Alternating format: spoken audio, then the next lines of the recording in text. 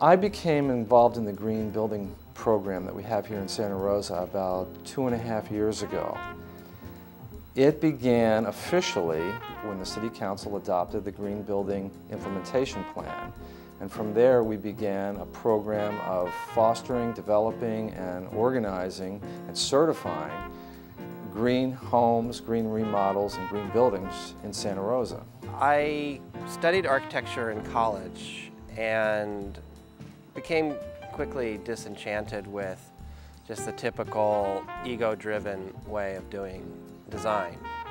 Since that time, I've just been on a mission to learn more about traditional building techniques and more environmentally sound design. The goals and the objective of our green building program are to promote healthier living environments, promote building practices, promote design that are respectful of the environment, that try to minimize the use of our natural resources.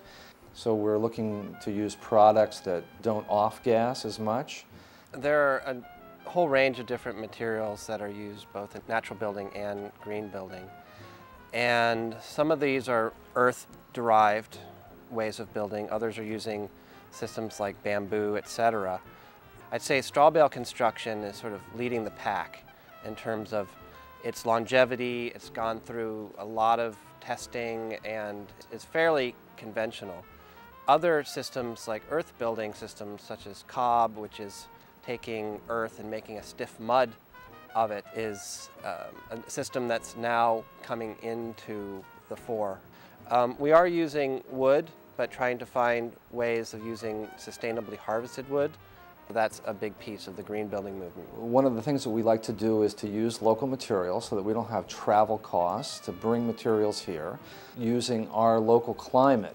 We are very fortunate here to have a fairly mild climate, and so we can reduce our energy needs for heating and cooling by good design. The use of passive solar design, which means just basically designing a house to make beneficial use of the sun, which will reduce the overall energy cost, demand, and to the consumer, it's less of a bill.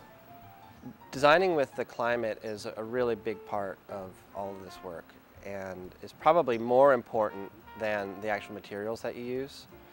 The orientation of the building is fairly simple. Passive solar design is in principle quite easy.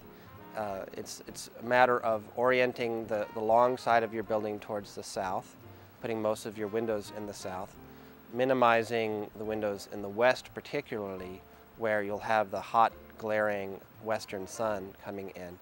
If you could only do one thing, I'd just say beef up your insulation in the roof.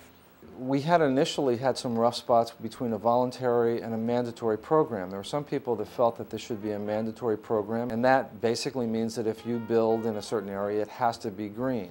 We chose to take a voluntary route. We felt that our constituency here was ready for it, that the leadership in the city of Santa Rosa and in the surrounding area was such that we could make a voluntary program work.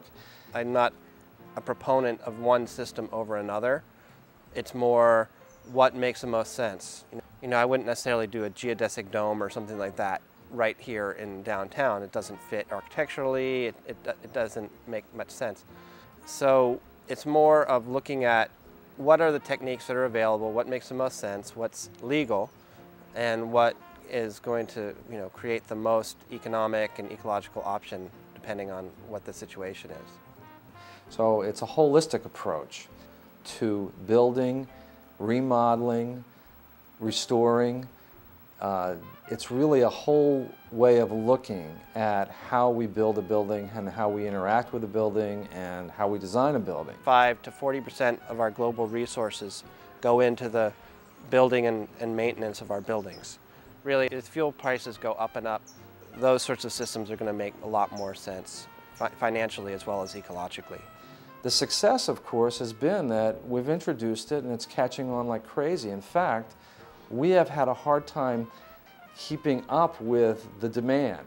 I would say that green building is really smart building. All this work is about trying to make beautiful places for people while minimizing the impact on the larger global climate.